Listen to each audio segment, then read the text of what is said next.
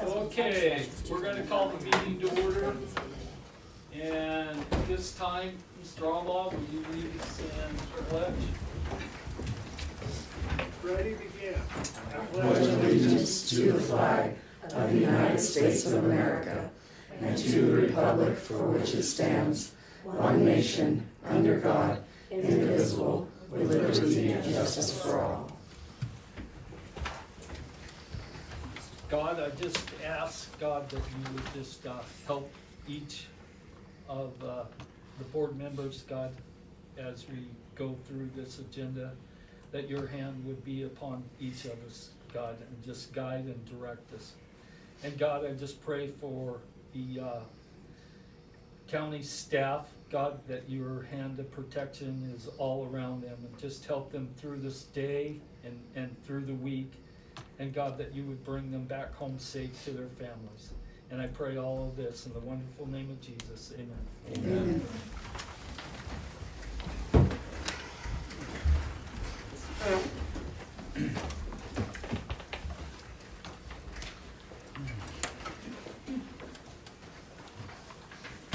All right, we didn't have any closed session today. So we're going to agenda approval. Any additions or deletions? Number 2, Susanville PD, canceled. They need to present that to the board first before coming here, so I want to let you know that. Okay, And with that, I'll approve the agenda. all right. Motion made by Supervisor Bridges, Second. seconded by Supervisor Scanlon. Is there anybody from the public that wants to comment on that? Okay, seeing none. Bring it back up here for a vote. All those in favor? Aye. Opposed? Motion passes. Okay, we are going to go into public comment. And I'll call your name, and you'll have 3 minutes to talk. And so the first one will be Julie.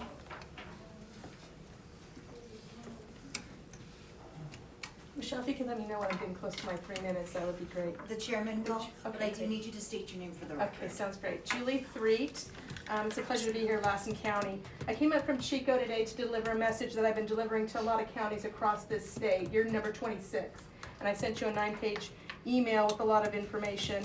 I worked for the Butte County Public Health Department, and I worked at their COVID vaccine clinics, and unfortunately I got injured. And so now I've been traveling from county to county across the state to make sure that the public health clinics that you have oversight for, you're aware of the dangers of this COVID-19 vaccine.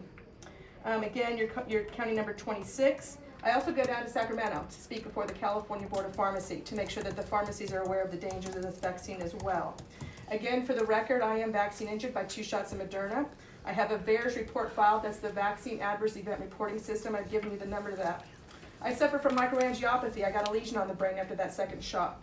I have chronic tinnitus. I've had 3 detached retinas, 5 emergency eye surgeries, and now I have a heart condition that they're having trouble properly diagnosing. I was a healthcare worker down at Animal Medical Center as a patient ambassador, and that career unfortunately came to an end when in January of 2022, they wanted me to take a booster. I'm like, okay, I've already given at the company store, this booster might kill me. I literally had to walk away from that career on the board of directors. It was a travesty. So again, I'm really making sure that we don't continue to think about injecting our babies, our seniors, or our military veterans. Again, the hardest thing that I had to do, since I worked at these public health clinics for 6 months, literally handing out syringes at $200 an hour, was to admit I was bamboozled. I was fed a pack of lies by every member of my medical establishment, both at Enloe and also at the Butte County Public Health Department. I'm a member of the COVID Doctors for Ethics International. I'm lead investigator for VAERSAware.com, where we help people file their VAERS report. And again, I've given you a couple recommended actions. Have your public health team check on these lots. So when you get your vaccine card, you've got a lot number on it.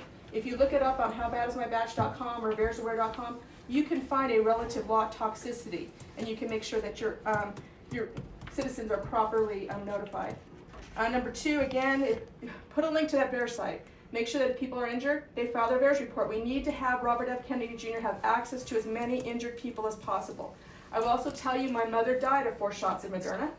She was a healthy woman out of Santa Clara County, and I'm holding them responsible. She died on vacation, August 15th, 2022.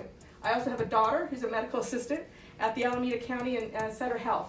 So I've got 3 generations, and I'm not stopping until this stuff is taken off the market. I've given you a lot of links. Senator Ron Johnson's been a hero to this movement. React19.org, FreeNowFoundation.org, former FreedomFoundation.org, Americans for Health Freedom. Go take a look at AmericansForHealthFreedom.org. All of your elected officials that have signed on to pledge to get this shot removed are there, and there's an open letter to RFK Jr. that we've put together. MilitaryAccountability.net, there are over 37,000 veterans that have called for this shot to be removed. The fact that we've had our military decimated is a travesty.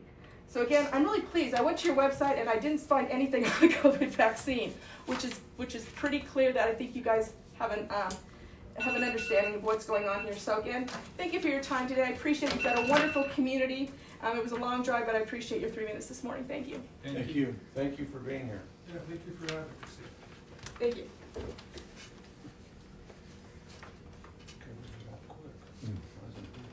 Okay, the next one is Ronald. Yes. Good morning, everybody. A very beautiful community.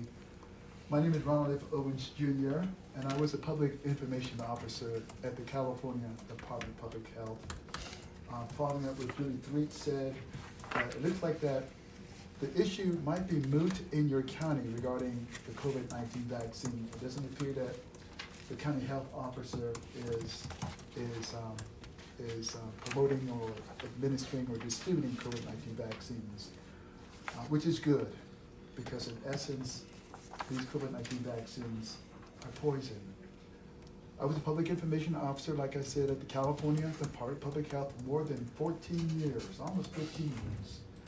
And while I was there, I discovered what Department of Health and Human Services Secretary Javier Becerra said on April 14, 2022. He said, quote, "We know these vaccines are killing people of color, Black, Latino, indigenous people at about 2 times the rate of white Americans." Now, if you analyze then Secretary Becerra's quote, he acknowledged that these vaccines are killing people.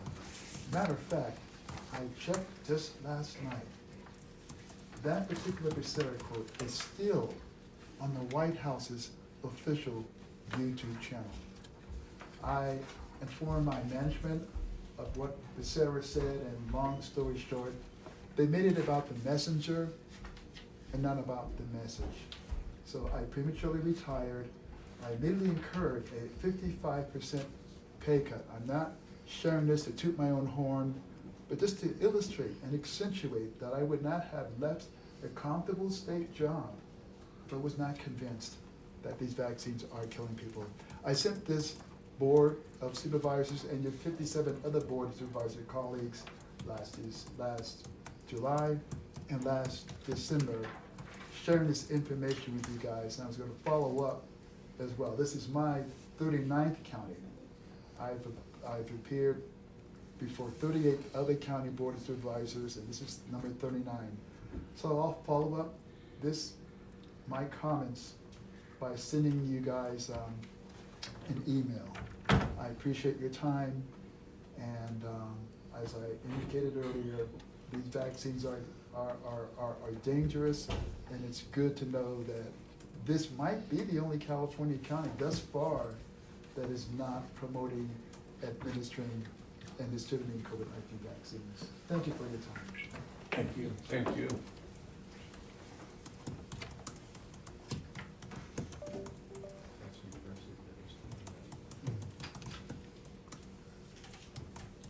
Okay, the next speaker is Debbie.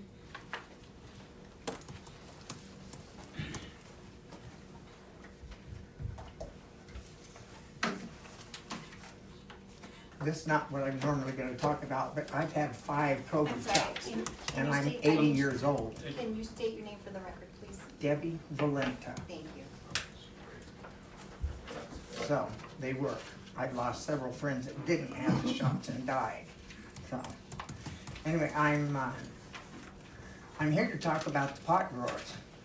I was talking to the head police officer that did the raids in Ravendale 2 weeks ago and told him about this proposal.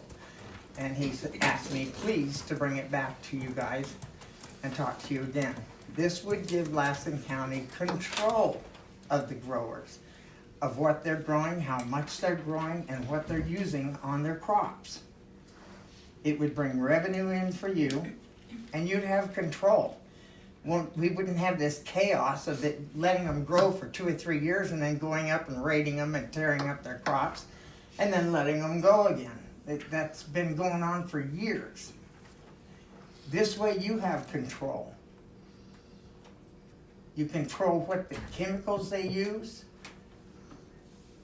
An inspector goes and does inspections, counts the plants in each garden, make sure they only have the allotted amount of gardens, and take soil samples, just a random soil sample out of each garden to check for what kind of chemicals are being used. It makes way more sense than what you're doing. It's legal in California. Oklahoma has already instituted something along these lines. And other states are going to start following suit, and other counties are talking about this kind of thing.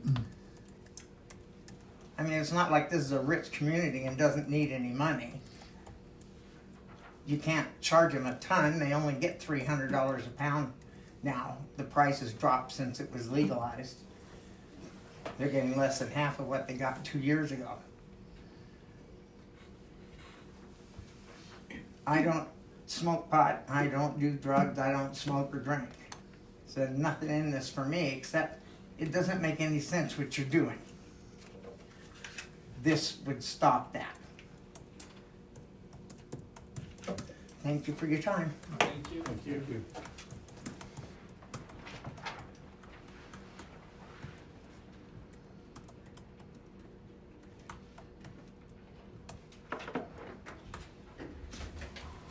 Okay, our next speaker is Denise. Good morning. Thank you for allowing me to address today. My name is Denise Barra, and I'm from District 1, if that matters. But I would just ask that the board would reconsider their support for the community pool. The community pool, I'm currently a member of that, and I utilize the pool. In the mornings, there's 34 seniors doing the water aerobics. There's I don't know how many teams of the youth that are there participating in the swim team, but we don't have a lot of things available for youth, and this is just one outlet that the youth have. The pool's being utilized all day. I suggest that you would go and check it out to see the people and the kids that are using the pool. I just ask that you could reconsider your support with the city to back the pool. We put a big effort for the community to put the pool together. I hate to see it fail. So just asking if you guys could just continue your support. Maybe the pool board can get together and find alternatives to, help the pool to be able to support itself. But I just thank you for the support that you've done for it, that the community has gotten this open. I just hate to see it fail. Thank you. Thank you.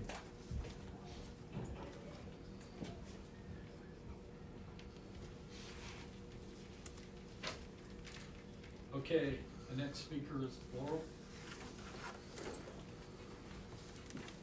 Hi, I'm Laurel Jackson, and I'm new to the community. This is going on our 4th year in September, and I'm on Fairway Drive, so I'm District 1. And one of the reasons we kind of parked here, we were looking out of state. We're from the Central Valley, Fresno County, and my husband was a timber faller for many years, and I had been in the mountains all in my summers, was because it had a pool and a quilt shop. So because I had hurt my feet, I was having trouble, and so I started water aerobics in Kingsburg. That's where we hail from, and then came up here and you had that too, and I was very pleased because I could use that and it was assisting in the therapy that I was needing to take. So, and being a swim coach for a few years and a swim instructor and a lifeguard and teaching lessons, and when I was young, and my daughter went on and swam in club swimming and went on scholarship. And it's so disappointing to hear that you're not going to support this fully because it's an important part of the community. You can be so resourceful. I worked at Bass Lake when I was very young, and the guys found out I was a coach and a swim instructor, and so I taught all Bass Lake School Elementary right before summer. You guys have so many lakes here, so much can happen to kids when they don't know how to swim. It is an important aspect. I go to the water walking, I've done the water aerobics, and they have lap swim. And the last time I went was 42 women in the pool, and it's a great recreational activity. There are those that are struggling, they're in their 80s, but by golly, they're getting in the water, they're visiting, and they're having good activity. And the kids come when I do the water walking, and they have lessons after that for those little ones, and that's very important. There might be creative ways that we can do better with this, but I am so disappointed to hear that no one would even have a second motion to support the pool. The pool is the community's, and you're a part of this community. Even your district is a part of the community. And the kids, it's a great program. My daughter went to school on scholarship because of her swimming. And it started with little aqua imps. She didn't make the team the first, I want to make the team. So she did that, and by golly, she was a senior national swimmer. And she got things paid for. So, there's benefits to this all the way around. So don't let these kids down. Don't let the elderly folks. Sometimes, as you know, you all don't look young to me. It might be a good idea to get in the pool and do some exercise and have that. Sorry about that, but I know I don't look young either. I'm playing pickleball now, and I'm not 29. And so please reconsider your decision to keep this pool going. Solve the problems and try to raise the money. And if you ever have a question, I'd be more than willing to help in any way I could. Thank you. Thanks.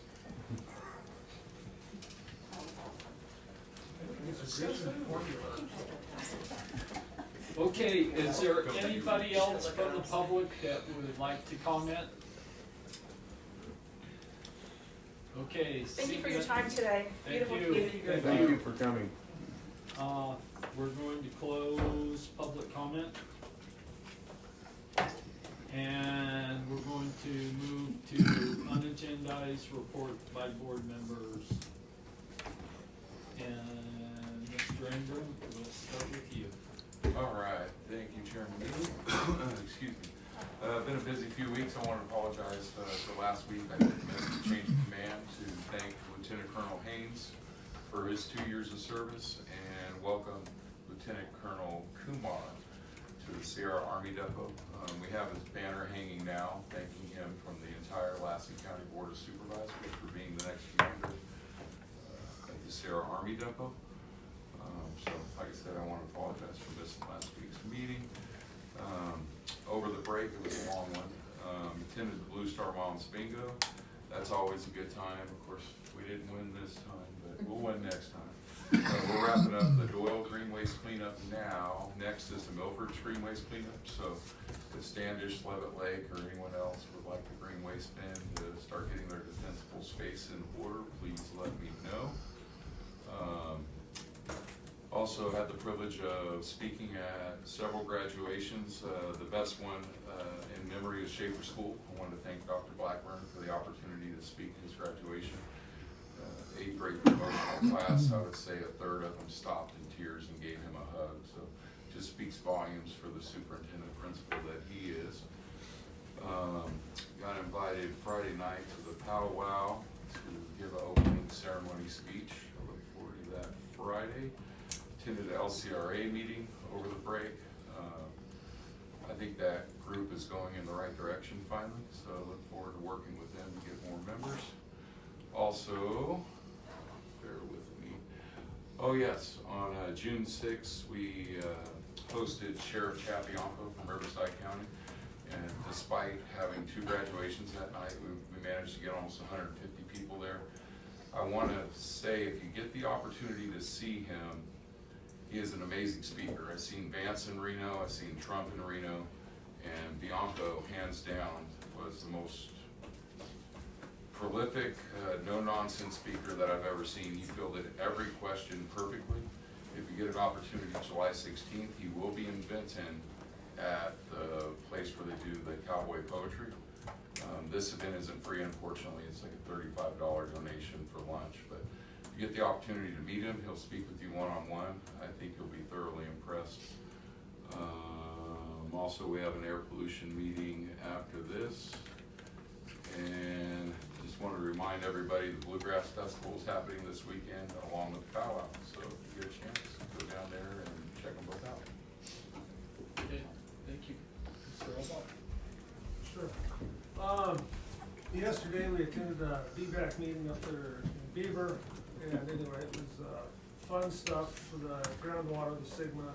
It's ironic how the state can change the rules as they go along. They're supposed to reprioritize their basin every 5 years, and they've decided they're not gonna do it, but yet they're still mandating us to go through, and we have to figure out a domestic well mitigation program, so we're in the process of doing that. Yeah, it's just costing us all kinds of money, yet the state's changing their rules, and I don't know what's gonna happen with that, but it's not fair and it's not right, and I don't know, I'm gonna talk to Amanda afterwards, but we have to invest some money against DWR, because that's not right. Next week, our meeting is in Big Valley, so we'll look forward to that. Also, we got the flood control after that. And then, also next week is, RC, they're coming to Modoc County. Our meeting's gonna be Modoc County, it's the county chair, Jerry Bird's the chair, so anyway, I'll be attending that. And just as a fun fact, Rex Bone from Humboldt County, you know, he always does oysters, and we're having an oyster cook-off, Rex and I. I heard about that. Pacific oysters versus the mountain oysters. It'll be a fun time. And, anyway, I guess that's all I got. Okay, thanks. Mike? Last Thursday, I attended the Spalding Neighborhood Watch meeting, and discussed their issues with them, and then afterwards, intended to attend, the Community Service District meeting there in Spalding, but, they didn't have a quorum, so they didn't have the meeting, but I did meet with, the chairwoman of the board and one of the board members and talked extensively about their issues with, LAFCO and the water board and some of the things they're dealing with their sewer system and stuff. And then, I also attended, I'm not sure if it's Health and Human Services, but, basically a senior info fair on Friday, and, got a free hot dog. That was pretty cool. And then, later today I'll be at the Air Pollution Control Board and then, the pool meeting as well. Okay, on the 13th, I attended Lassen Family Services, their senior health fair. And I got to talk to Jennifer Swanson from Dignity Health about a place for congregate dining and the importance of it. Tom and I are both on that board, and we've been fighting for a long time to get a place for congregate meals. I just want the public to know we have not given up. We're still working on it daily. Let's see, I went to the alumni picnic for Lassen High School on the 14th. Had a great Father's Day, and let's see, attended a PSA2 executive board Zoom meeting yesterday. And then went up to Beaver for the Big Valley Groundwater Advisory Board meeting, and it was a long meeting. And it's kind of a shame, like Supervisor Albaugh said, the state changes the rules right in the middle of every game they play.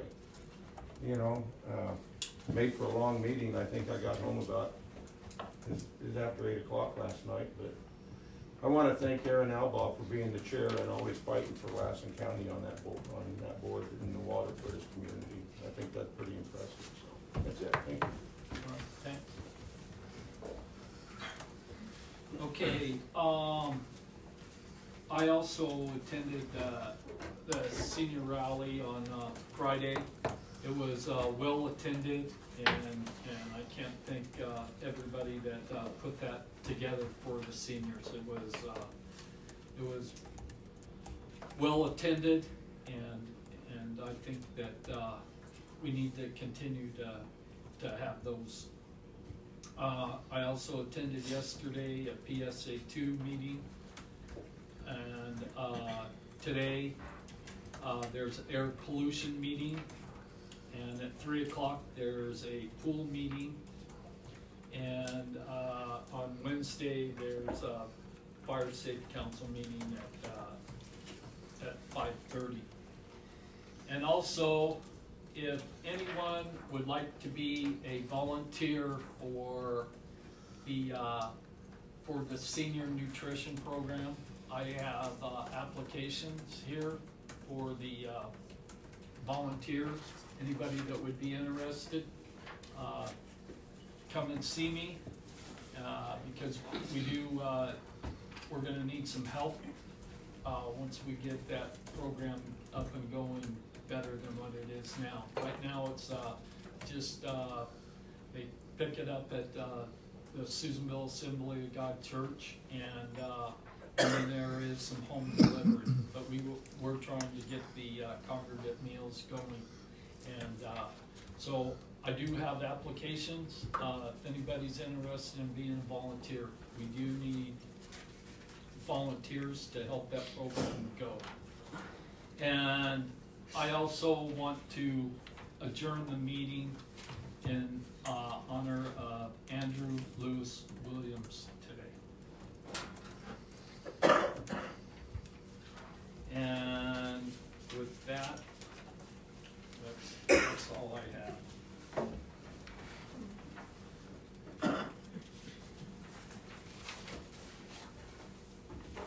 Okay, we're going to move to D1,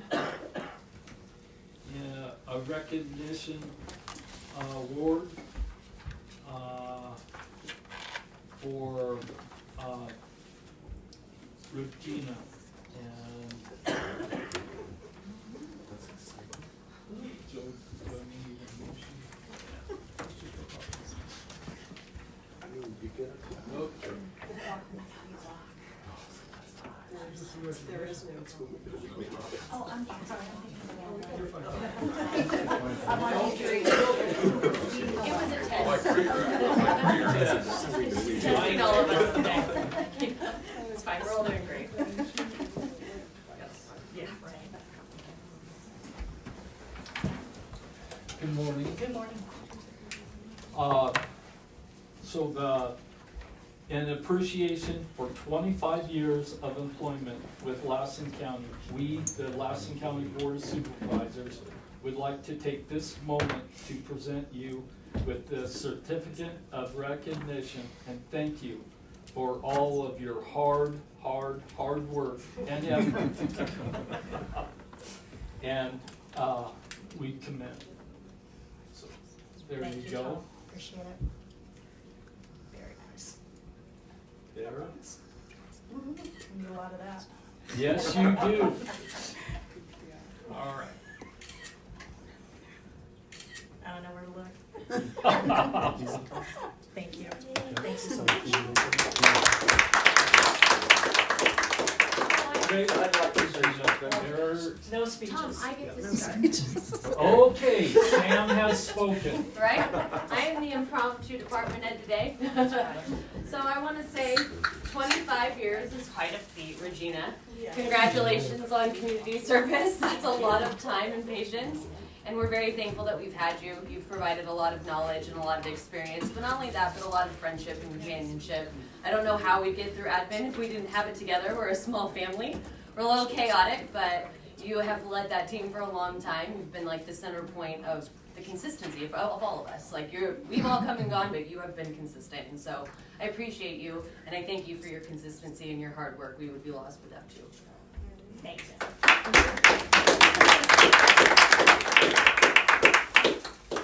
Aaron? Regina, I just gotta say, it's been been fun to get to know you over the years and watch how you've grown. And I mean, you were already very mature when I met you, but anyway, you've just grown and you've just taken on so much more. And you ought to be a duck because everybody that throws on you, it just rolls right off your back. You keep a smile on your face. And you're just such a joyful person. And just thank you for being you and all the years you've been here. So it's just awesome. You're a great person. And I just really appreciate it. Thank you, Aaron. The Bridges? Well, Regina's office is right down the hall from mine. And I'll tell you what, it amazes me what this lady accomplishes day in, day out, long hours, and always has a smile on her face. Overwhelmed at times, she has to be, because I have to peek over the pile of work on her desk. Yeah. I don't know where she's gonna put that clock, but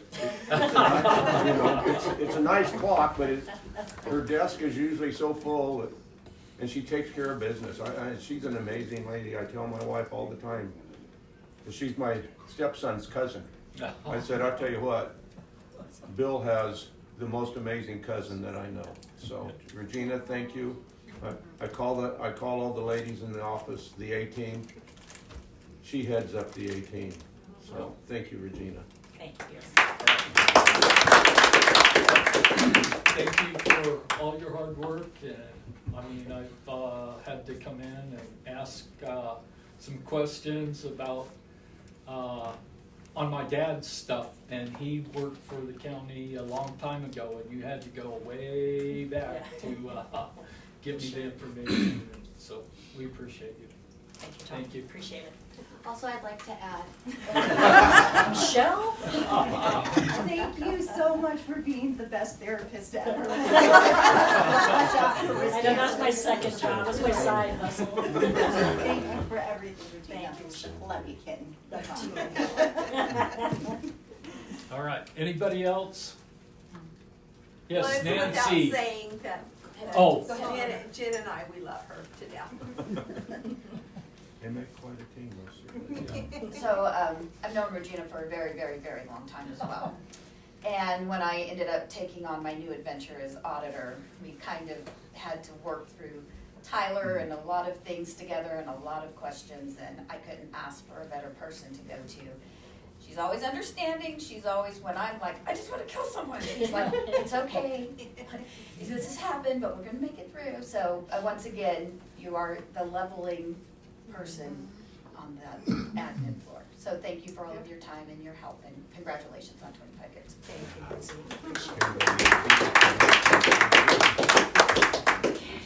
you. Thanks again, Regina. Thank you.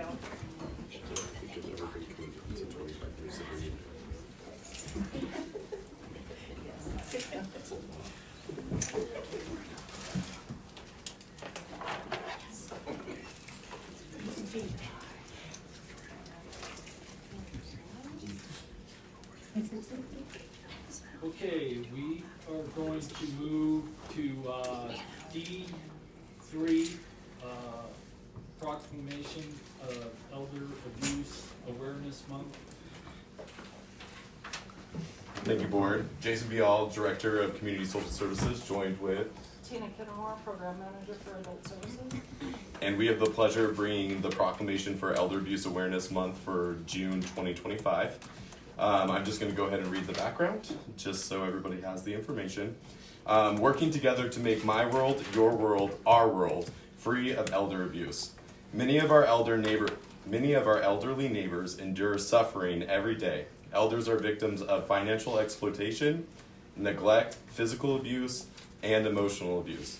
These frightened elders come from all walks of life, all races, all ethnic groups, and they live in your neighborhood, but they cannot help themselves. Elders are often afraid to speak out because the abuser is often a member of their own family, a caregiver upon who they depend, or someone else that they know. Fear of retribution, lack of care, embarrassment, and institutionalization in response to reporting abuse. There is something that you can do, and something that we all must do. If you suspect that someone is a victim of elder abuse, please report your suspicions. This can be done anonymously, but don't turn away from elders that need your help. The tragedy of elder abuse is reflected upon all of us. Our elders have given to us for many years, and now it is our turn to give back to them. If you suspect that someone is experiencing any form of elder abuse, please speak up and report it now. Help make this, my world, your world, our world, free of elder abuse. And I just want to say, see abuse, report abuse, and our local number is 530-251-8158. So that's 530-251-8158. That's the proclamation information. We'll take any questions. I don't have any questions, but I think it's very important and it's good to get the information out there. Because this, like you say, it does happen, it's everywhere, and it's perpetual. It's very sad that it does happen, but it does. And it's tough to bring to light, but it does need to be brought to light. We can't stick around. Well, and thank you. You know, I came from the children's side, so I saw how much money and resources go to the children's side. It's really actually sad to see how little resources go to help this issue in particular. So I think education is the least we can do. And having an amazing senior event that you guys hosted was the least we can do too. I heard nothing but amazing things about the connections that were there. So thank you guys for that. I thought I was gonna say a bunch of seniors. I have to thank you, both of you. I've worked with both of you because of the boards I'm on. You guys are amazing. And this is just one of the small steps you do for our seniors. And I'm glad you mentioned that you came from the children's side and the amount of money that went to the children and what goes to the seniors. Those children wouldn't be there if it wasn't for the seniors. Very true. And society needs to remember that. So I really thank you and I appreciate this proclamation. Very well done. Thank you. Supervisor. Yeah, Jason, I just want to tell you, I really appreciate this proclamation, and I was wondering if you had any flyers with the tip line phone number I could put in the South County. Absolutely, we have flyers and we have business cards And I just put my keys back Right, there, we but have we also have lanyards. lanyards with the see it reported number on there too, and that's one of our big outreaches is because everybody needs a lanyard. So you'd be surprised how many of those we're able to actually get out versus flyers. So we'll send you a bunch. If anybody else wants any, let us know too. Yeah, please, if I can swing by, I'll hang them in Milford, Doyle, or all those places. Please, that would be awesome. Thank you. Okay. No, I appreciate all the hard work that you guys do. Well, we couldn't do it without the support of you guys, so thank you guys. Okay, I would like to make a motion to adopt the proclamation. okay, yep. So Supervisor Ingram, made the motion Second. and seconded by Supervisor Bridges. Is there any other public comment on this? Seeing none, bring it back up here for a roll call vote. Supervisor Scanlon, Yes. Supervisor Bridges, Yes. Supervisor Alba, Aye. Supervisor Ingram, Aye. Supervisor Neely. Yes. Okay. Thank motion you. passes.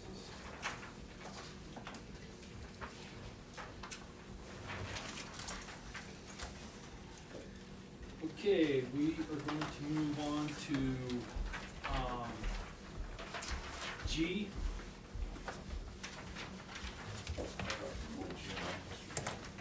G1, G9. oh, G9.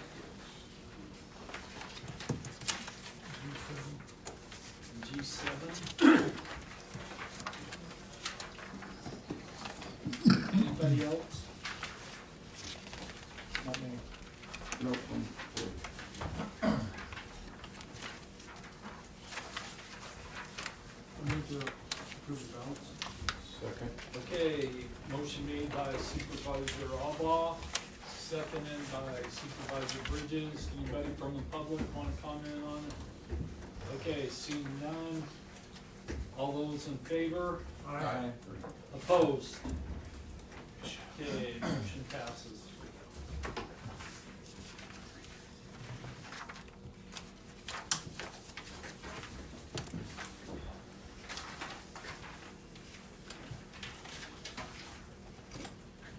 Okay, we're going to move to G7. Morning, Board Chairman, Board members, Pete Heidegger, Director of Public Works.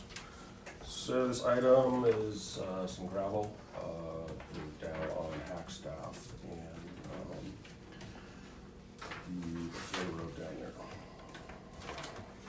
2 roads. So it's an OHV funded grant project. We applied for this several years ago. There's a nexus with that to the BLM's OHV riding area down there. I believe this funding comes from the Green Sticker program.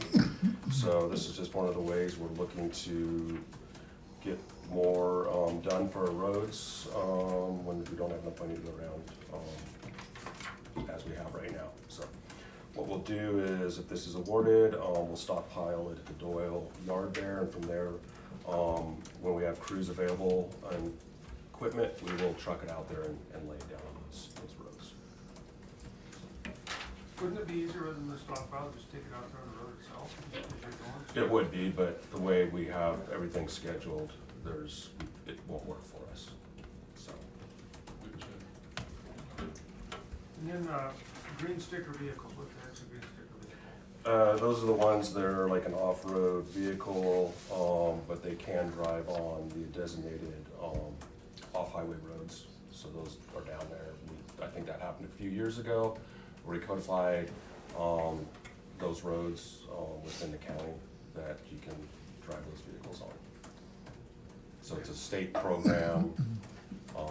It pays for those improvements for those off-highway vehicle areas. So we did collaborate with BLM on this. They may help us with some equipment and operators depending on schedules and stuff like that. So, we're trying to, get more bang for the buck and work with our other stakeholders here locally.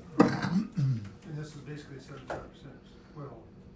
Yeah, our match will be our time for that. There is a match for it, yes. Our time and equipment. Okay. Those are the questions. Supervisor Ingram? Sorry, this is from the grant that we applied for, we held at town hall. Yes. I believe. Yes, yep, we had to go through that process, public outreach and everything on that, so that was part of that process. So this is gonna be the south end of Hackstaff up to Fort Sage to going up Yeah. to the riding area. Yes. And then possibly there'll be grant money further along to do more work or. Yes, we keep monitoring that. I think we understand that program at the first grant. First time we applied, we were unsuccessful. We learned some way to navigate that process, I think, a little bit better. Right, to be more competitive. Yeah. I was gonna say, I don't think the pasture is any closer than downtown, but you're more than willing to use the pasture across the street from my house. It is Oh, no, easier. we have plenty of room there, so. Yeah. All right, Mr. Chairman, I would move approval, G7. Questions? Very important. Okay, I'll second motion made by Supervisor Alba, second by Supervisor Ingram. Is there anybody from the public that want to comment on this? Okay, all those in favor? Aye. Opposed? Motion passes. Thank you. Okay, we are going to move to G9. Good morning. Nancy Cardenas, treasurer tax collector this morning right now. And I pulled this item just because of anything to do with the budget, I could learn something about it, I wanted to hear more about it, so. Oh, well, what this is that the Board of Supervisors every year has to give the elected official the right to reinvest the county's funds, the school's funds, the college's funds, and the special district's funds, and that is by state law. So that is what is before you this morning. And to Aaron's thing about reports coming back, in July, you will start seeing an investment report coming back to you every month and a monthly funds report coming back. So it'll probably be for July, so it will be in August that you'll start for the new fiscal year. We think we have everything lined out that we'll be able to provide those in a manner that's easy to read and have questions or talk about. Okay, that was gonna be my next question, so next month we'll be able to see what investments that were invested in. In August, because you're always a month behind. We have to wait for the statements to come out. So August, you'll get July's report.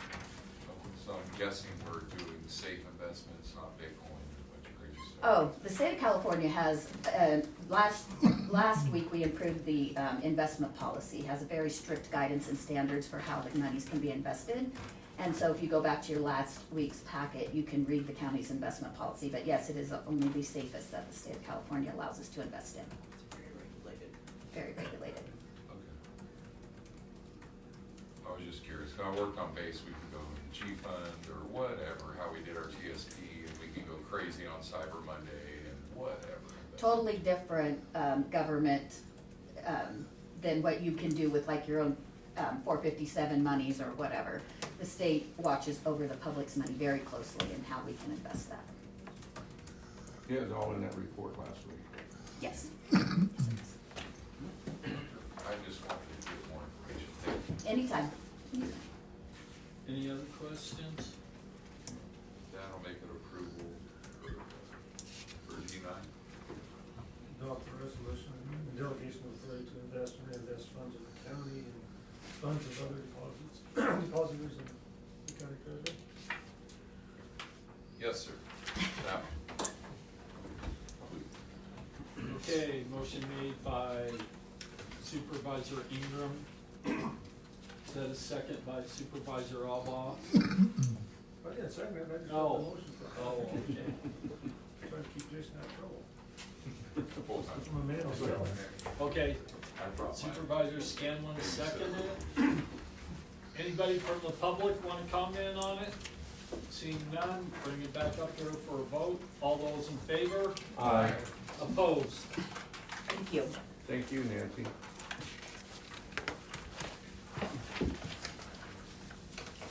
Okay, we are moving on to H1, the purchase of a paint striping truck. Each one, right? So what is the number on this one? Wrong number. So good morning again, board chairman, board members. So this is for the road division to purchase a new paint striping truck. The one we have, as it noted in the board letter, is kind of a Frankenstein build that we've cobbled together over the years. It's not very efficient, breaks down a lot, and requires a lot of maintenance.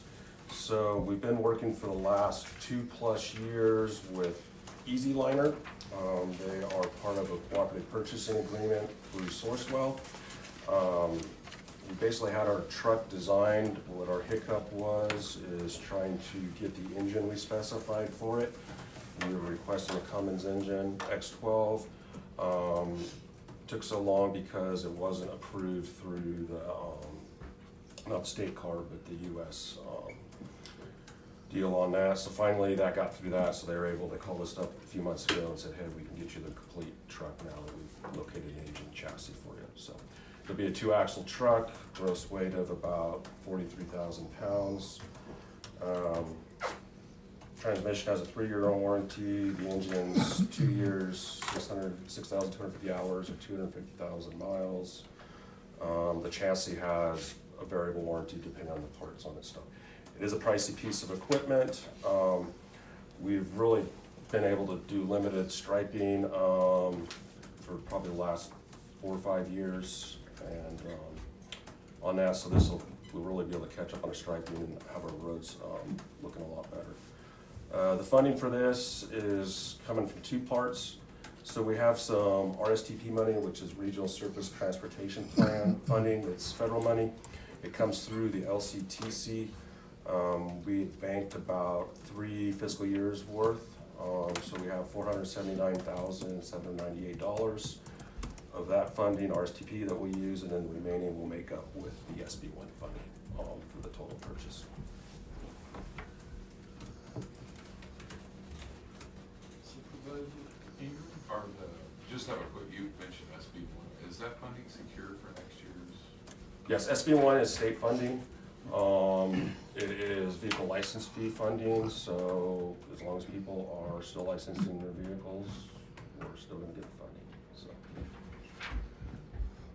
And how many miles do you think we stripe every year? Right now, not very much. I mean, we're lucky to do 50 maybe, I mean, usually we do it when we do our chip seal project. So last year we did the, up there, the 8-2, And then we try to get what little we can after that, and so we'll be doing the Terminal Grasshopper Road this year, so we'll stripe that with our current truck, and then we try to do but it's down a lot, so we don't get a lot done right now, so. Well, if we have this truck, how many miles do you think we would need to do it? I don't know what the production is per day. It's it'll hold two color tank totes, so you can either do multicolored or all white, and then a bead. I think it's about 1,000-pound bead pot on there. I don't know what the mileage is per. I didn't bring our striping guy in, but I would probably safely say 20 miles at least a day. You know, it depends on how fast you have to replace the totes and stuff like that. And it just uses a water-based paint. We don't. Caltrans sometimes uses the like polymer type plastic coating stuff, but way more maintenance on that. I don't know that you get a lot more life out of it in the cold weather around here with snow plowing and stuff. Supervisor Alba? You know, we approved this, what was it, last year, and then it come back that we had to get an electric truck instead of a diesel truck. The issue we were having was, because of CARB compliance in California, there's a certain percentage of vehicles that a manufacturer sells in the state have to be electric.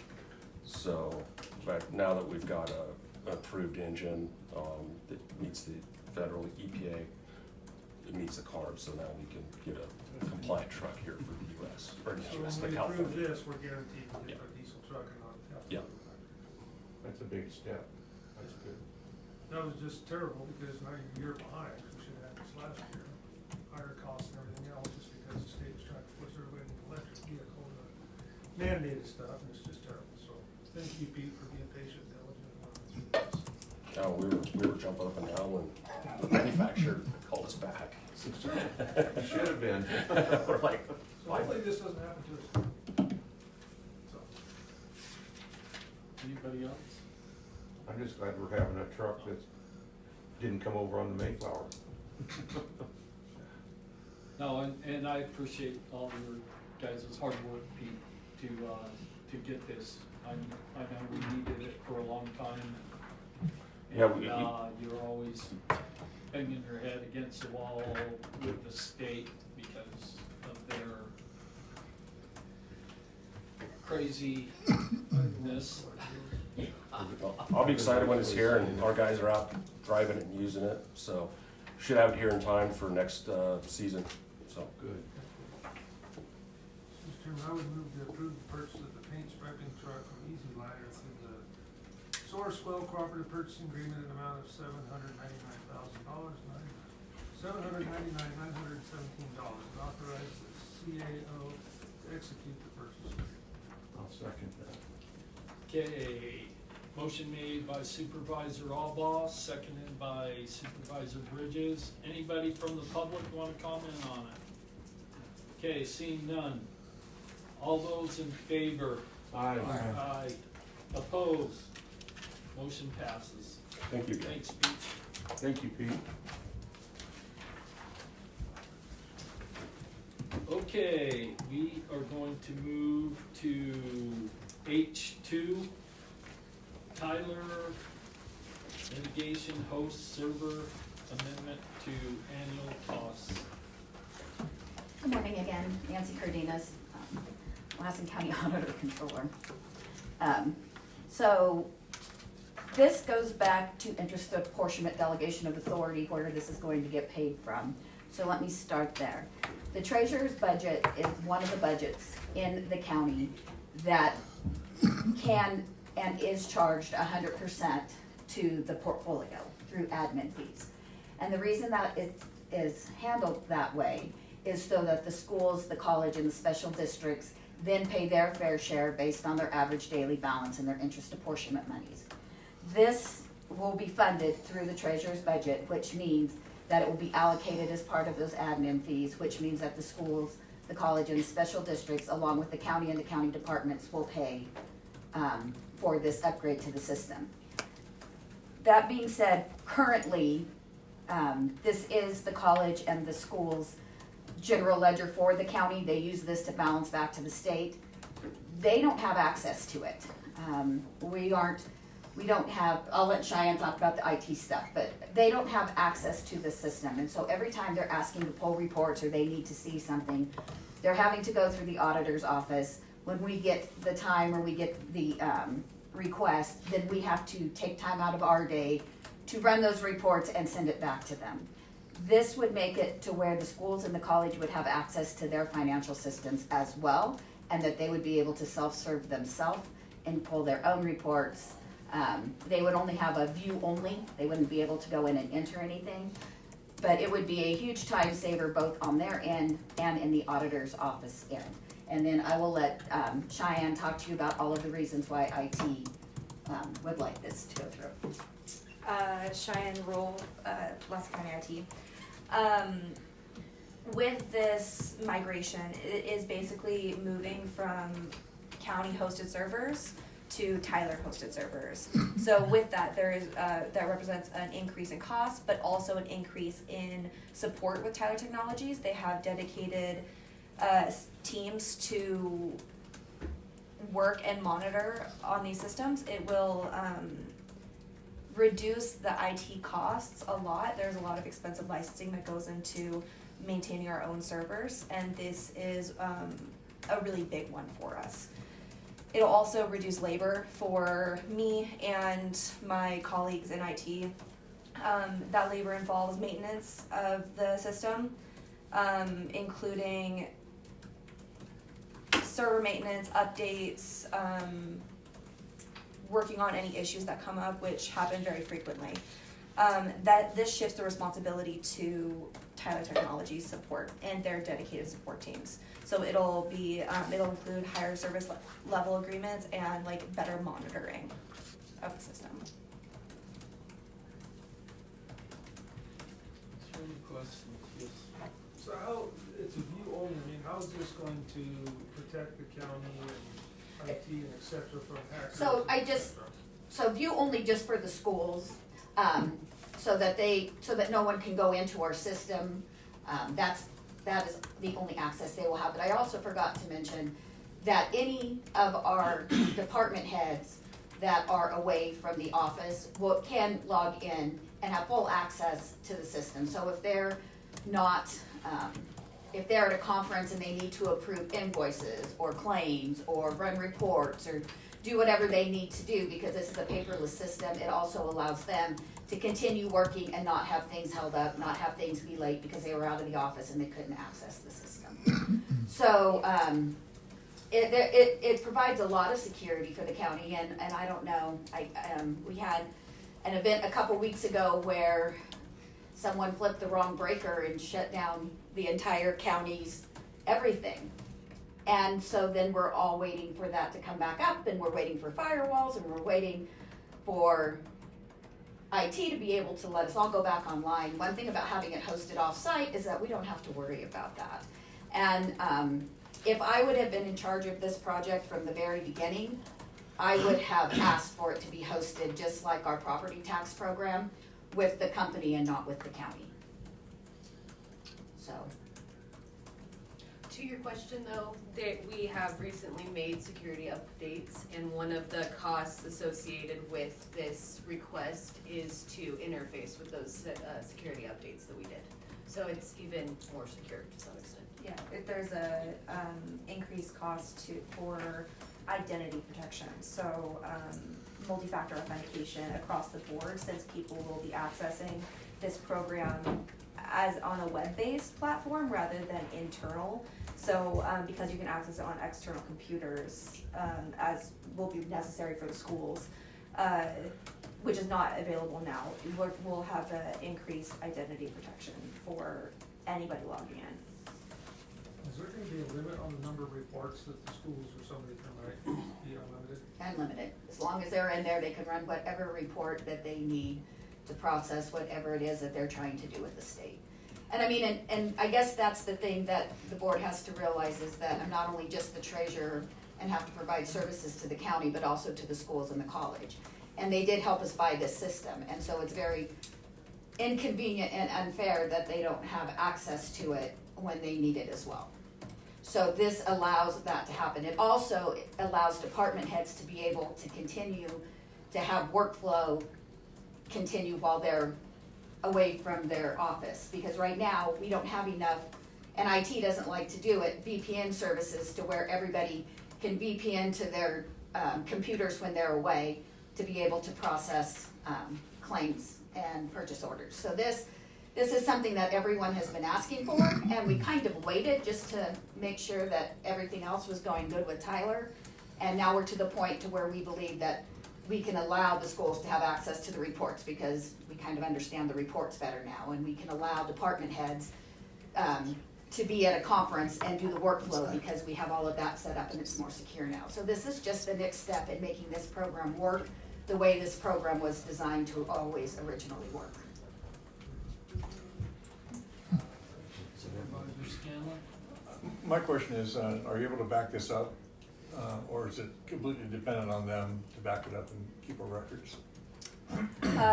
So right now, the backups are our responsibility. When we move it to their responsibility, the backups will be solely theirs. So they will be hosting our data entirely. Right. But will they be backing it up? Yes. Okay, and if internet's down, then the system's down? If the internet's down, then the system's down, but, That's true now. that's, yeah, that's true, that's True true now everywhere. too. So right now, like say our power's out, we can still get internet.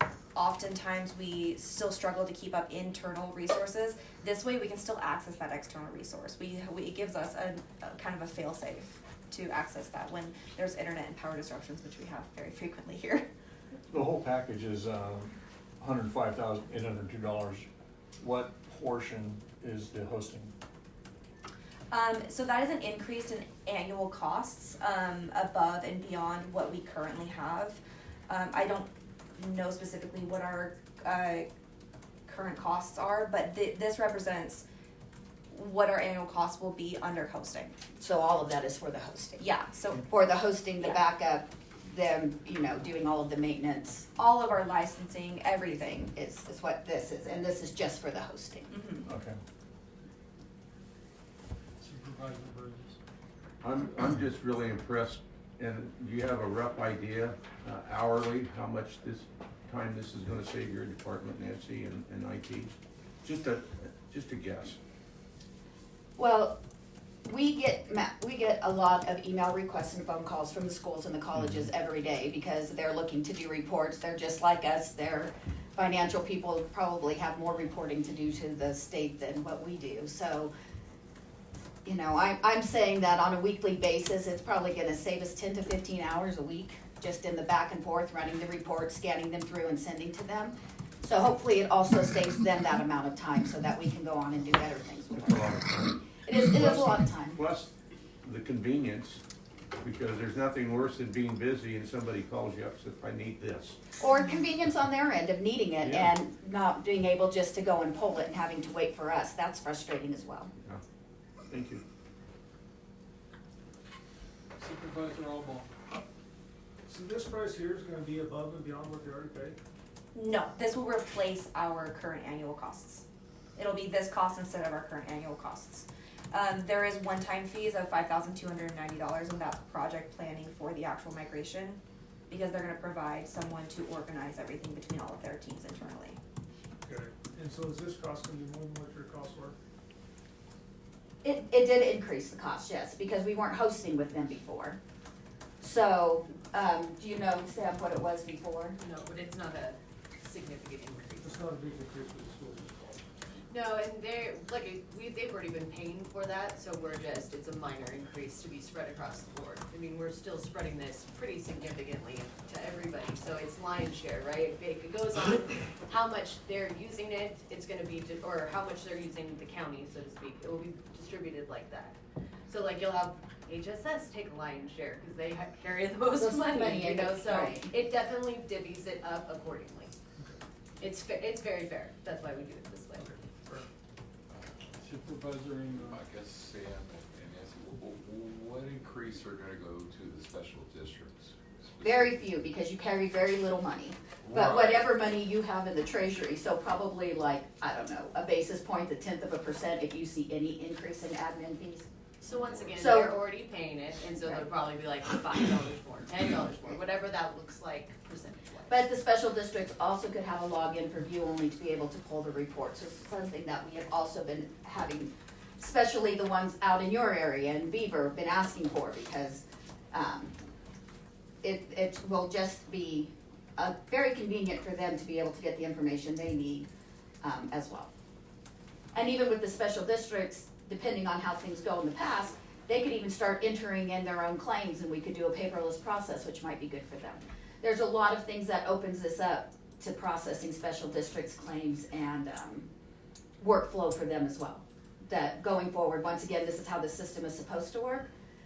This allows it to work the way it's supposed to work, being able to outreach, especially in a rural community like ours, that's so spread out.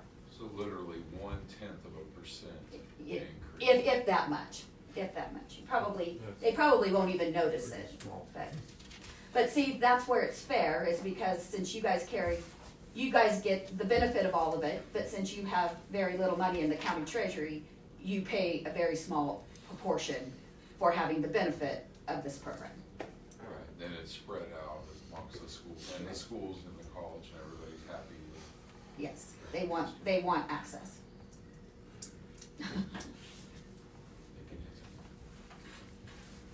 Okay, I'll so make everybo- I'm gonna talk. Oh, okay, I'm sorry. Okay, so this, summary here, we're having to pay $11,395 for the program. Yes, to get it for the migration fees, yes. And then we're having to pay another $105,802 for a year. Per year for the services, yes. To clarify, it's $52.90 for the one time, so to get us through the implementation process. Then it's gonna be $105,802 for the entire system. The breakout is in your packet. And then Well, for the- how come we have this 11,000 in here? that is all rolled up into that back piece. So that 11,000 right there specifically says that it's for payroll with employee access migration. So that's the payroll side of that. So we've talked about, Tyler has two different sides. It has the financial side and it has the HCM side, which is the HR. So we pay as one package deal. That piece is just one piece of that system that we're paying for. And it's also gonna go to the cloud. So,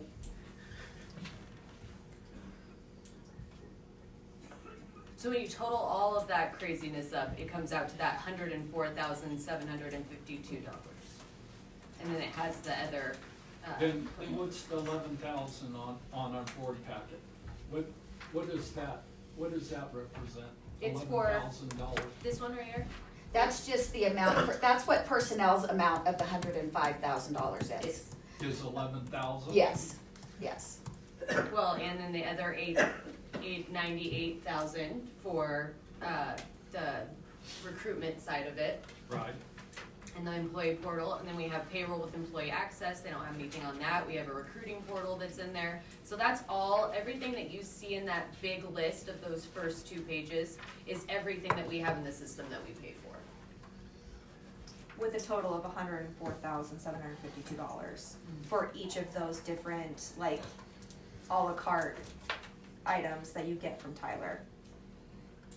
And to So be, we're gonna be paying $105,000 for the payroll and for the human resources, and that and adds general up ledge, to the 11,000? and finance. Is that Well, correct? yes, so payroll, as you can see, there's what, three lines for payroll or for HR, and it's close to $23,000. So of the $105,000, $23,000 is specifically for the HCM, HR portion of the Tyler system. We are only gonna pay $105,000 a year for the entire system, including the payroll section as well. So all of that's rolled up into that main cost. And it's just as, we're already paying, I wanna say $80,000 or $90,000 a year as it is, so this is a very minor increase to have hosted servers. When you really take out staff time, hosting it ourselves, there's a lot that goes into keeping those servers online ourselves. Sometimes we have to have LCOE come out and fix them if it's beyond us. The updates that they're going to do for us for those systems often break our systems, then we have to come back in if we don't know when those updates are coming out. So that's going to streamline all of this process. It is well worth all of that money. What was that, Amanda? You're also reducing your risk when you have someone else managing that. Yeah. Okay, well, going along with that theory, Tyler has not been a very good partner for Lassen County. And my concern with giving them the authority to have all of our information, they have not been a good partner for Lassen County. So what makes you guys think that Tyler is going to be a better partner on this? So Tyler already is our partner on this, and the only thing that changes is that they take more responsibility for providing us our services. We get put more on the back burner with us hosting it in-house than if they were hosting it. And when their updates come and they don't work correctly, then Cheyenne has to have time to run the updates, to know that the updates don't run correctly, then our system is down for longer. With them hosting it, they run the updates, they make sure that our updates are making and utilizing our system is being able to be utilized by the time we go in to sign in. So by them taking this over, we're actually going to be a better, they're actually going to be a better partner with us because they will already have everything up and running when we come in to turn on our system. Then when Cheyenne has to take the time to upload or download, right? Download these updates, there we go. And then if there's a problem, then she has to get in contact with these people and say, I have a problem. So that takes all of that out of there and they'll have the problem solved. And I have to say that if the county would have hired a contractor like we did, that Tyler probably would have been a better partner to the county. I don't know. I think that's water under the bridge, Tom, that we're trying to work through and make Tyler be a better partner with the county and make this system perform as it was meant to perform always. I want to piggyback Well, on that. I want to say that, I go on past performance, proof's in the pudding. And we've done really well since And last so year. that, Yeah. And I think that everyone should be really concerned with the way that they handled the county, that they got paid and they said that we were going live, and that's not happening until just now, and so I've seen their past performance, and I am very reluctant to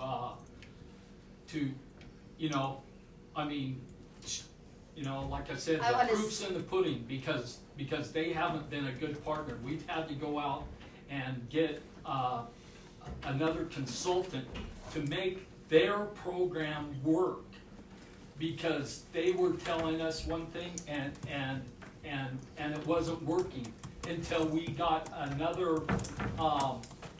So are we gonna have to go out, after we get this, we're gonna have to go out and get another consultant for their program that they should be making work, So they haven't been a good partner. I don't care what, or you can't convince me other than what I've seen.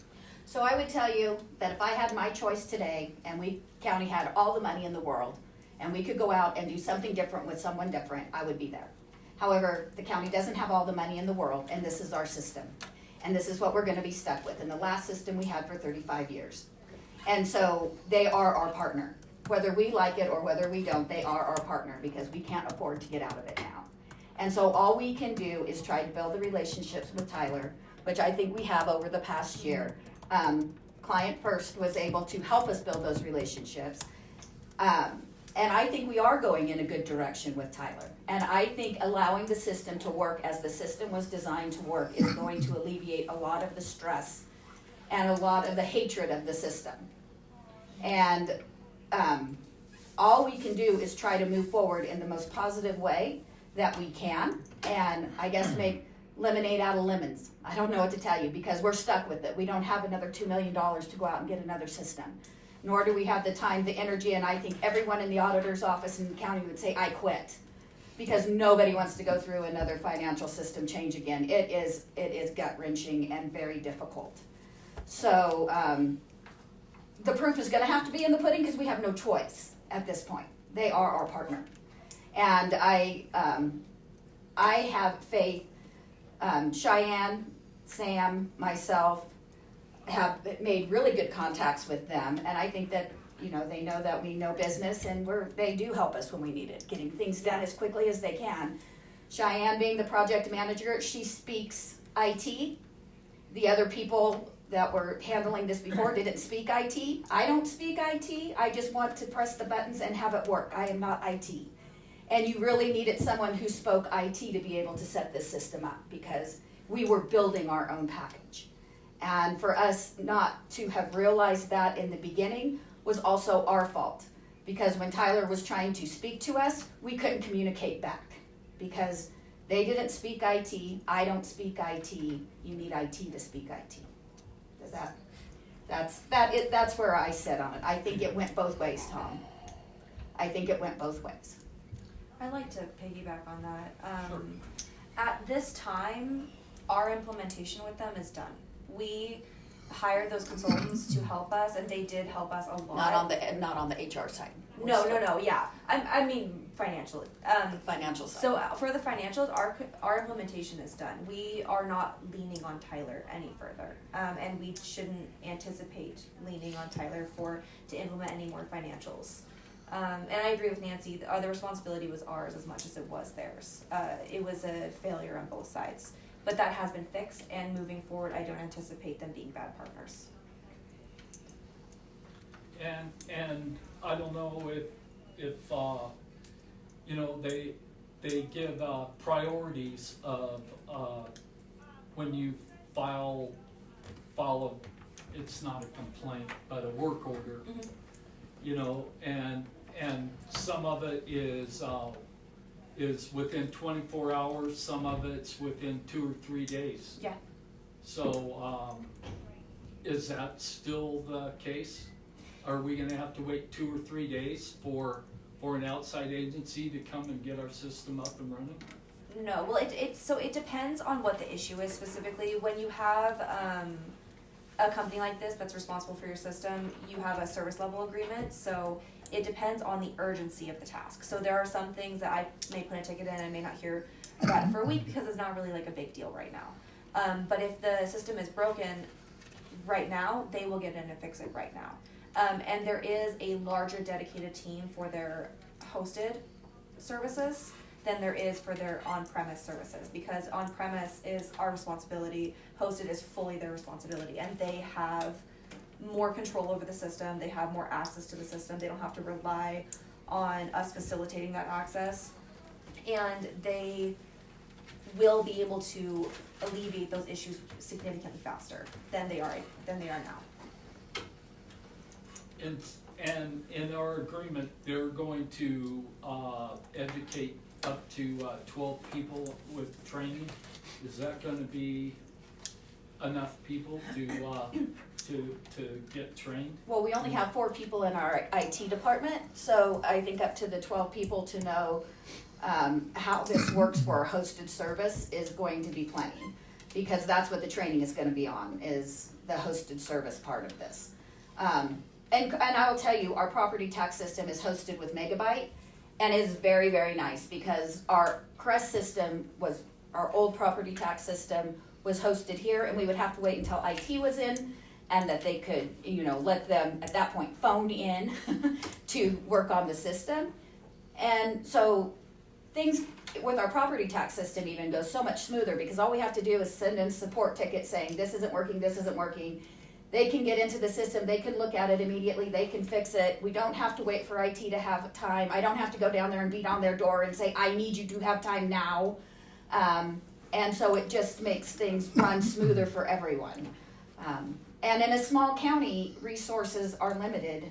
And so every time we can take something off of our plate and give it to someone else, that gives us time to do things that, I won't say are more important, but time to work on other projects and things for the county. So we're going to pay them 50% upfront. Mm-hmm. And then the other 50% is when we, in their words, go live. Mm-hmm. And go live means that everything is up and running correctly. Correct.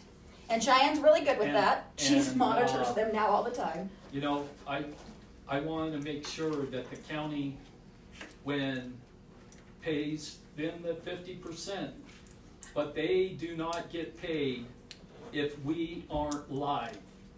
When we go live, Tom, I will come back to the board, and Cheyenne and I will come back to the board and let you know.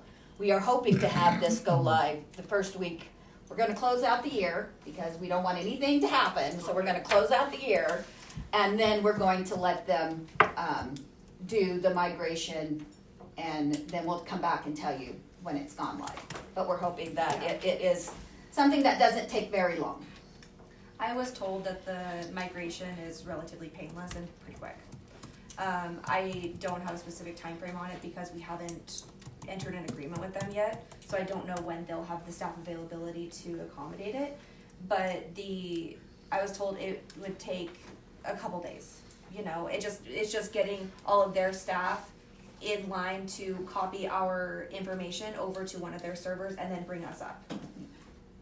So it really will be pretty quick and pretty painless. It's not really like a huge transition process. It's not an implementation. It's just copy one server to theirs and give us access.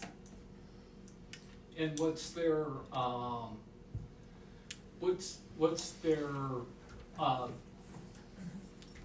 guarantee of them not being hacked and that? They probably have more security and firewalls than we do. I mean, There's never a when we went guarantee. to when we went to FrontNet, they had a specific amount of percentage that they guaranteed the county to not get hacked. What's their percentage of us not getting hacked and our information out there? In technology, there is no guarantee that you will not be hacked. That does not exist anywhere because it's not if, it's a when. That being said, the chances are still very, very, very low. They have a really high success rate. I've never heard of them being hacked personally. I'd have to do some research, but I think at this point we're more likely to get hacked than they are. We have been. And we have been, yes. Yeah. We have been. Mr. Chair. Yes. I just want to piggyback on Tom's concerns, like, are there fines per hour, say if we're offline, if they're in charge of all of our data, right, and it crashes, and if they're down for days, is there anything in place that keeps us covered over the $105,000? No, but on the flip side, when IT is down for days, I don't find them either. Oh, So, wow. so I mean, things are gonna happen, and it's gonna happen whether it's hosted here or whether it's hosted there. And that is just the price of doing business. And I can tell you the only thing that Cheyenne likes about it being hosted there is that everybody from the auditor's office, the treasurer's office, and around the county is not going to be calling her saying, when is it gonna be back online? When's it gonna be back online? Because that happens all of the time. So that's just the price of business. Things happen, stuff happens, you can't say that. But I think that in talking to the other counties that are hosted online, they felt that they were offline less being on a hosted system than on an in-house system. They're usually more proactive to fix bugs and the like. They don't wait for the whole system to crash.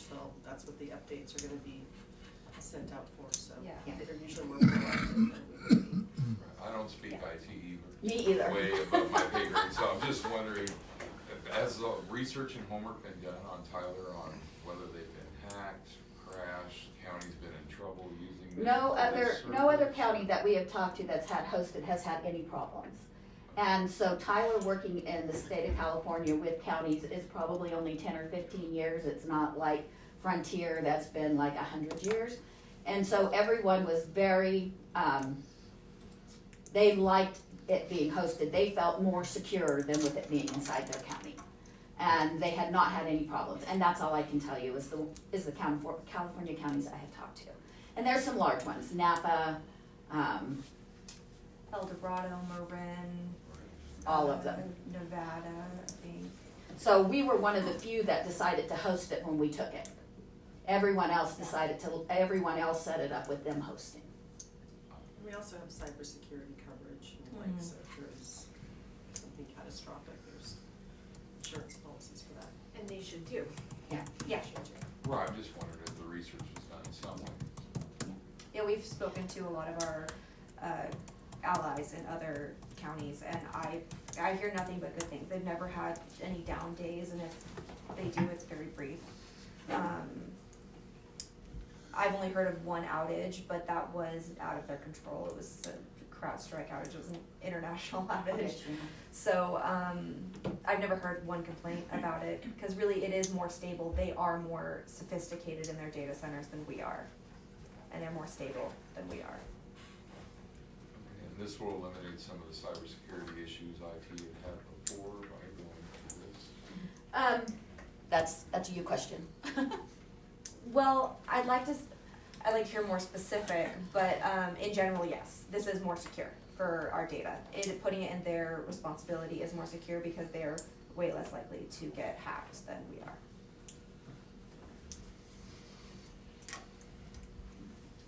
Supervisor Albaugh? Yeah, my first question, what the heck's IT? I don't know, what does it stand for? Information technology? That's true, yeah. Oh, okay, I was with that. Anyway, so you talk about, I know I'm getting off base maybe just a little bit, but you said the financial side of Tyler is up and running and going good, but you're still struggling with HR. How are you struggling with HR? How's that? We are currently working through issues that were rushed to implement the first time. So back when they implemented the HR side of it, they did it very, very quickly. And there were a lot of mistakes and miscommunications done at that time, and we're working on cleaning them up. When we implemented the financial side, we were able to kind of wipe and start over because we weren't actively using it. And when we're trying to do that with the HR side, it's not possible because we've been actively using it for 5-6 years now. And so we're having to kind of go back to the drawing board and rework. Specifically right now, we're working on position control. And trying to rework the way that that's all organized in the system.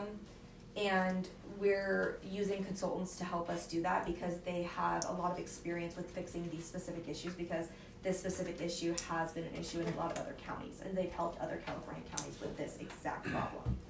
So we're really just So Tom had asked us to come back in July, Aaron, and I think that when we come back in July, we'll bring Regina, because that's Regina's department, and have her explain what her issues are with Tyler and in her department, because I don't think it's fair to talk about her department without her being here and the issues that are with the system. It's also an agenda. It's also not agendized, I guess, Yeah, I was probably getting off. but Well placed together though. Yeah. well, so when we come back, that has nothing to do with the hosting. The hosting won't make any difference on what's going on with HR. Probably make HR better, because once again, they can get in there and work directly with her instead of having to wait for IT to allow them access into our system. So that might actually alleviate some of the time issues that we have, that they could be able working on her issues with her. So, but yes, we're gonna come back because Tom has asked us, I just asked to allow us to close the end of the year and to kind of get caught up, and then we're gonna come back and give a full Tyler update in July on all pieces of the system. Okay? Sounds fair. Okay. Is there anybody else? No. You need a motion? Okay, well, you know, I do appreciate staff's hard work. I know how hard it has been to get this up and going. But when we bought a system in 2018 and our partner, in my opinion, has let us down. And we still have concerns with it. But I do agree that, you know, we can't go backwards.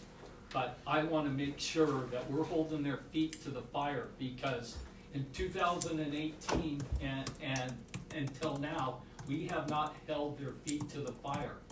You know, when they said that we paid them for us to go live, and there's parts of the system that isn't up and running and going live, and that just irritates me to no end. I agree. I will give you that. Irritates me to no end too, Tom. I go home at night and you can ask my husband, he knows all about Tyler. I'm sure It probably irritates him too. It does, it's like, can we talk about something else? Why do we have to talk about your computer system? I'm tired of Tyler So- coming home with you. Yeah, well, yeah, so, I agree, 100% agree. That is a very good, yeah. We should all be frustrated, but we are working with what we got. Yes, thank you. Okay. I'll make a motion to approve the purchase for Tyler ERP migration and approve purchase for advanced identity services. Authorize the county administrative officer to execute the purchase of ERP migration, and authorize the county administrative officer to execute the purchase of advanced identity services. Okay, motion made by Supervisor Bridges. I'll second that. And seconded by Supervisor Scanlon. Is there anybody from the public that would like to comment on it? Okay. All those in favor? Aye. No. Good to go. Thank you. Thank you. Thank you, ladies. Thank you, thank you, thank you.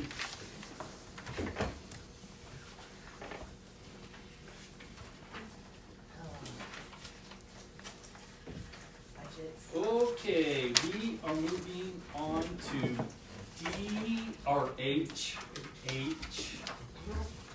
H3. Thank you, Mr. Chairman. This is a standard item that we bring forth every year prior to the end of the fiscal year that rolls the current 24-25 budget into the next year until we can finalize a 25-26 budget. So the way that this works for you guys, just in case you have any questions, is it adopts the expenditures and the revenues in 24-25 for temporarily for 25-26. So you can't go above and beyond anything else or anything that we had approved for the 24-25.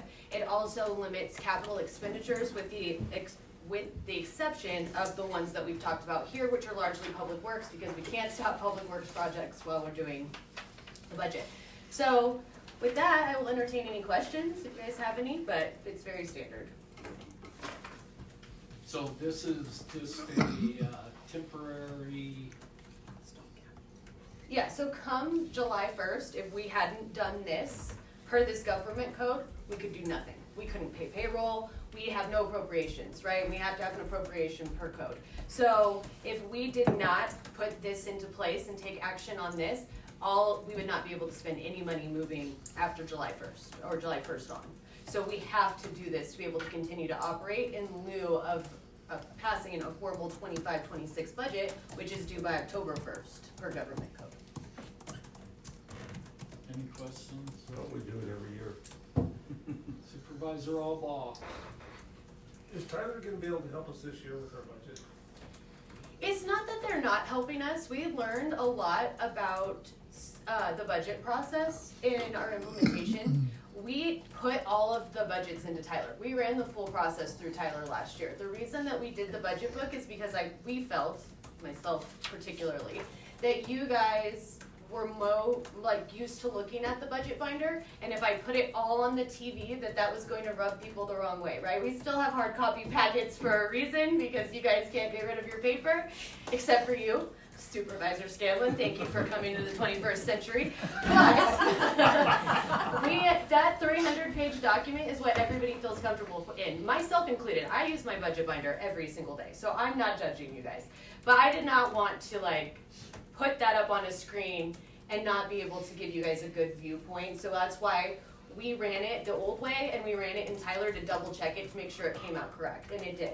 We're probably going to run it the exact same way this year and give you guys a budget binder and then put it on the screen, and we're going to ease everybody into it being electronic, right? So we're working really hard on that, but we ran Tyler through the budget. Last year, our Director of Public Works only did his work in Tyler, which is an option to our department heads if they want to do that. So we're super amenable to that. IT only did theirs in Tyler too. Everybody's entering into Tyler right now. We've ran it there. The only problem we're having with Tyler is that we can't figure out how to get our fund balances in, but we're trying to work on that in the next couple of weeks.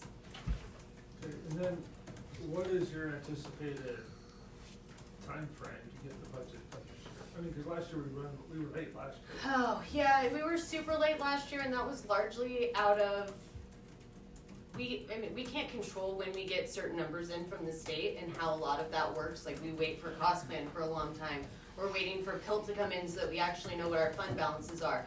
It has to take us a little while to get through the next year to be able to get our fund balances, because we're working with the APs and AR logs and trying to push stuff back and pay it where it's supposed to go. So I would love to see it passed in August, but that might be a little optimistic because you have a deputy CAO and no budget analyst, and needless to say, my title continues to get longer slashes. So we're really trying to educate the departments, which is taking a little bit longer to really empower them to know their budgets much better in lieu of having a budget analyst. So I'm pushing real hard for August. I would like it to be my birthday present. So end of August, that's what we're shooting for. Sam, you mentioned we don't have a budget analyst. That's not one of your slashes anymore? It is. I'm still acting as that. So that's It's what's one of making them everything slashes. a little bit harder right now, yeah. So I'm doing both jobs. But that's why we're kind of at a standstill, because I don't really want to pass a budget without my budget analyst, because they won't be able to learn for a year. So, but we're also still moving along. We just did budget 101s with every department, many of the board members.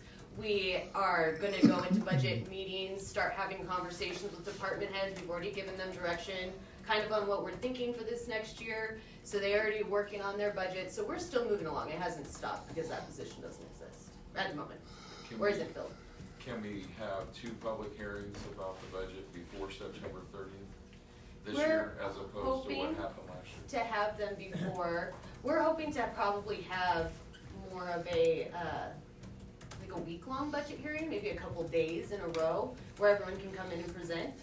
But what you guys have to be mindful of is every time that we put a budget together, and then we take it, every time we go into a public hearing, if you guys want to make changes, there's a whole procedure of how that works, and then staff has to go back that night and try to rebalance everything to try to bring it back to you guys the next day. So that's why we try to get a lot of the work done prior to coming into those public hearings, because it's very hard to make those changes, and so we do most of that work in the budget committee meetings, which are public.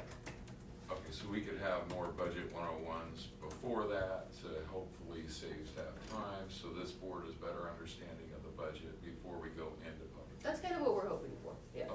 And then we'll have budget committee meetings, or committee meetings as well that are open to the public and our formal budget conversations. Well, I just truly appreciate the budget meetings. It's what happened last year. It's really made me upset. So I appreciate all the work that we're doing to be proactive so this board understands the budget a lot better this year. Good job. I just else? Anybody from the public wanna comment on it? Okay, bring it back up here for a vote, or a I'll make a motion. I'll make a motion. I think the number, for the, resolution is 25-016. No, I'll sign it, Gary, when I Oh, get back to okay. the office. I'll make a motion to adopt the resolution. One second. Okay, motion made by Supervisor Bridges, second by Supervisor Alba. And, all those in favor, or no, I gotta have a roll call vote for the resolution. Supervisor Scanlon, Yes. Supervisor Bridges, Yes. Supervisor Alba, Aye. Supervisor Ingram, Aye. Supervisor Neely. Yes.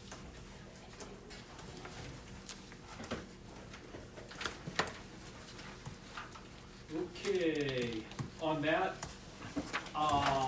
Sam, do we have any correspondence? No, not that I know of. I have a great lunch, that's your correspondence. Awesome.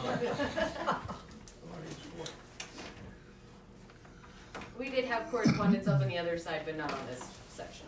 I think you guys had a couple attachments, an agenda, minutes. How about H4, subject information for the board of supervisors? Just that. Anybody? Enjoy your lunch. Amanda? Okay, with that, we are going to adjourn the meeting. Thank you, everyone.